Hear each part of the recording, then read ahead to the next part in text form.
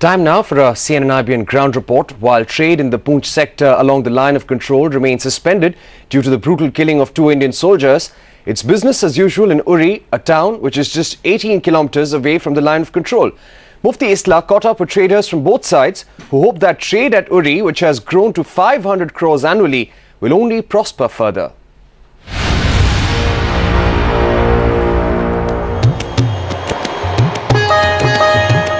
As these colourfully decorated trucks from across the border pull up at the Salamabad-Uri Trans-LOC trade facility, 35-year-old trader Tajamul Masoodi is beaming with joy. It's business as usual for this apple merchant.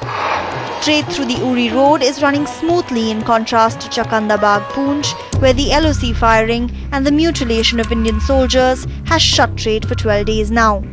जितनी भी tension हुई हमने बस news चैनलों पे देखा, चाहे customs है, चाहे इंडियन आर्मी है, हमारी सिक्योरिटी है, सब लोगों ने हमें बहुत मदद की इस ट्रेड को चलाने के लिए और हम चाहते हैं कि ये कॉन्फिडेंस बिल्डिंग मेजर हमेशा चलता रहे.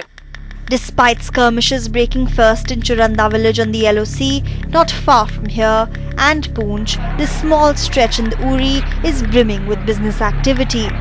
It belies the tension that exists on the boundary where Pakistani troops have repeatedly breached the ceasefire agreement.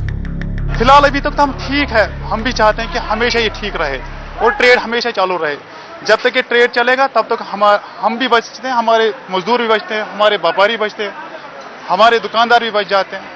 सबका रोजगार इसी पे ठीक चल रहा है. Trade at Uri, which completes 4 years, has grown to 500 crores annually. More than 200 traders and hundreds of labourers have benefited. For the soldiers of the two countries, LOC is line of conflict.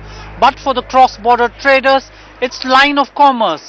And despite the current hostilities, the traders want the meaning to remain same now and in future.